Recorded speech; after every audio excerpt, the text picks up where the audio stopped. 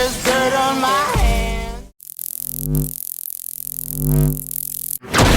Hello YouTube, Boss Rino. Welcome to my channel. So ito, Nook's Top 5 video. Ito yung mga old video ni Nook's Top 5. Yan yung magaganda, yung mga old, di ba? Lahat ng old magaganda. Kahit old na, di ba? Subscribe nyo si Nook's Top 5 at antayin natin yung upload niya. Namimiss ko na rin siya. So ito, huwag natin patagalin. Tirahin natin to bago pa tirahin ang Heiba. Being on camera. In this next clip, a young girl is showing off her doll Kapamagat pala nito is 5 haunted dolls caught on tape. collection while filming herself. But one of the dolls seems to really enjoy the spotlight. Watch closely. Doon ako nakatingin sa kalbong manika. Siyempre kalbo ako eh. Pero iba yung mata ko doon eh. Doon nakatingin yung doon sa kalbong manika. Tingnan natin kung sino yung magpaparamdam dito. Ulitin natin. Enjoy the spotlight. Watch closely. Oh, walang iya yung kalbo nga na kumindat. Gago, kinindatan ako. Nakakita ng kapwa niya kalbo, kinindatan ako. Hayop ka. Didn't see it? Well, pay close attention to the baby doll in the middle of the shelf wearing the polka dotted sweater. Oh, kinindatan ako. It looks like the doll actually winks at the camera. What really makes this clip seem believable is the fact that the little girl doesn't even notice or react to the doll winking. According to the story, the winking doll was only spotted after the girl's parents watched the footage back. The puppet in the case. Creepy yun ah. Over a 3-month period, a paranormal investigative team set up a camera in front of a sealed glass case containing a creepy old man puppet. Kung hindi kalbo, palot naman. The puppet's owner claimed that it was possessed. While the doll was in his home, he said he experienced horrible nightmares and had even been choked by the spirit that possesses the puppet. After months of filming the doll without incident, one night the paranormal team's camera captured this. Oh my God, luma-luma to. Teka lang.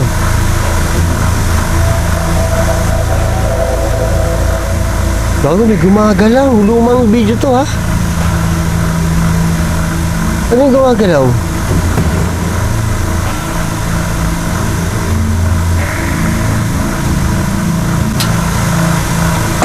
Boom! In the video, we see the wooden apparatus used to control the puppet moving on its own. The paranormal investigators say that the glass case was sealed tightly on all sides at the time the video was recorded. So yung kahoy yon, yung pang-control ng puppet, tas may tali, di ba?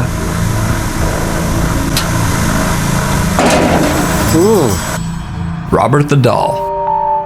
One of the creepiest possessed doll stories is the tale of Robert the Doll. Robert the Doll. Mukhang creepy to ah. The 111-year-old Robert doll was given to Robert Ano, 111 years old na doll? Eugene Otto as a child.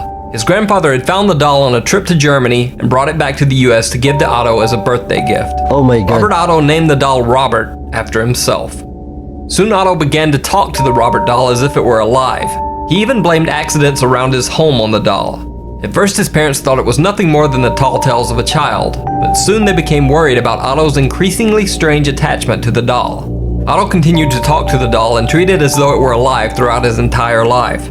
As an adult, he set the doll in a chair in front of his attic window in his Key West home so that Robert would have a nice view of the outside world. Many passerby often claimed that they had seen the doll moving from room to room through the house's windows, and local children were frightened to go near the Otto house. In 1974, after Robert Otto's death, a new owner, Myrtle Reuter, purchased the Otto house. The Robert doll was included in the sale, as the Otto family didn't want the strange doll. Myrtle Reuter claimed that Gagi yung doll parang nasunog na tao. Ang itsura ah. the Robert doll was indeed haunted and did move from room to room in the house.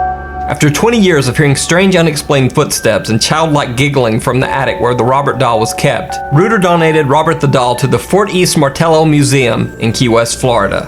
Since Robert has been on display at the museum, he has received over 1,000 letters. Oddly enough, most of the letters are apologies and gifts for Robert. You see, many people have had great misfortunes or tragic accidents occur to them after visiting the Martello Museum and seeing Robert the doll. They send letters and gifts to ask Robert's forgiveness for making fun of him or laughing at him during their visit, hoping that the apology will end what they believe to be a curse put on them by Robert the doll. In this 2011 video, some people believe that Robert the doll can be seen blinking on camera. Oh, naging blinking yan. Wala namang kilay. Paano magbiblink yan? Ay, may kilay pala. Konti lang. The interesting thing about this video is that the original uploader never even mentioned or noticed the doll blinking in the video. The Ay, nag-blink nga. Ayop ka. blinking was pointed out by YouTube commenters who had watched the video and were shocked when the Robert doll seemed to blink at the camera. Oh my God. Oh, The bumalik possessed nga. Mexican doll.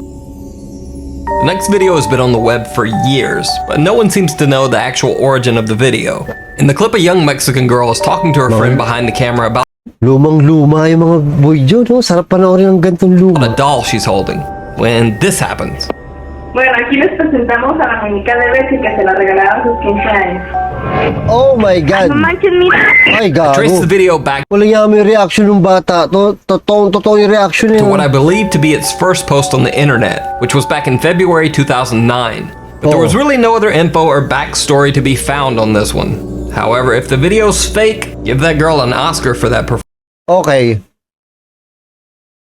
May napansin ako. So, hindi siya edit, malamang kasi luma yung video.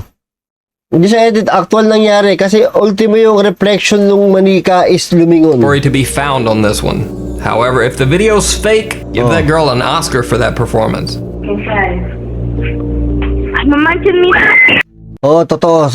Sobrang totoo yung sobrang legit yung reaction ng bata. The Island of the Dolls. The so-called Island of the Dolls in Mexico may be one of the creepiest places on Oh, Island of the Doll. Earth. Hanging from the Walang ya. Itong nakakatakot. Island of the Doll. trees on the small island are literally thousands of Creepy dolls, naman ito. aged and worn from exposure to the elements.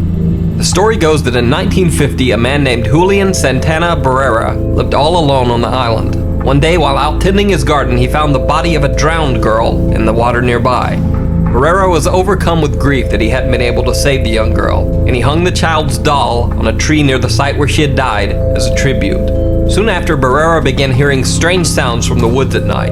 He heard disembodied whispers, footsteps, and even anguished screams. Barrera became convinced that the drowned girl's spirit had somehow possessed the doll that he had hung in the tree. In an attempt to appease the spirit, he hung another doll, and then another. But each time, the strange whispers and screams would stop for a few days and then start up again. Barrera continued to hang more and more dolls in the trees over the next 50 years of his life, hanging Grabe, pag ikaw pumunta ka dito ng gabi, pag tapat mo ng flashlight sa mga ganito, nako, tatakbo talaga ako, hindi ko kakayanin. thousands of dolls over the entire island. Barrera died in 2001, and reportedly his body was found in the exact same spot where the young girl had drowned. Oh my This God. day, local residents say that they still hear Barrera's dolls whispering to each other in the night. In 2014, the television show Ghost Adventures traveled to the Island of the Dolls to investigate. As part of their investigation, they explored the Puta, may pumunta nga hayop. small shack where Julian Santana Barrera had lived. Over the course of their investigation, they experienced many strange and unexplainable incidents, like this one. Pag solo, nako, nakatakot. Ready? No, I'm not ready for this. Nay. Bro! Come here! Walang niya mo, may tumatawa pa. Ano pa, may battery pa? Eh, ang tagal na yan. Ba't paano nagkaroon ng battery yan? Oh my god! Uy, wala nang battery yan. Sobrang tagal na yan, ha? Oh my god! Shh. One of them's laughing. Oh my god! Oh my god, bro! Sino? As you can hear in the clip, the screech of a frightened cat scares the two investigators, and then immediately one of the weathered dolls in the shack seemingly begins to laugh at them. Whoa! Tumawa ng isang parang taong tawa, tapos parang dal na yung sumunod na tawa. Now, that wouldn't be so abnormal. After all, many battery-operated dolls can laugh or cry. However, when the investigators check the doll, they find that not only does the doll not have batteries to make it laugh, but the entire battery compartment has been ripped from the back of the doll. Wala na. Grabe, nakakatakot naman yun. Creepy nung Island of the Doll. Island of the Doll. Island of the Doll. Ganda, no? Gusto ko totoo talaga ako pag luma yung video. Oo, kasi pag luma yung video, hindi mo talaga maiisipan na gawa-gawa lang. Diba? Maliit lang yung chance na maisip mo na gawa-gawa lang. Kasi nga, diba wala naman edit nung araw. So, subscribe si Nook's Top 5. Share, like, and comment lang kayo sa video na to. Okay, thank you. Bye-bye. I love you all. See you next video.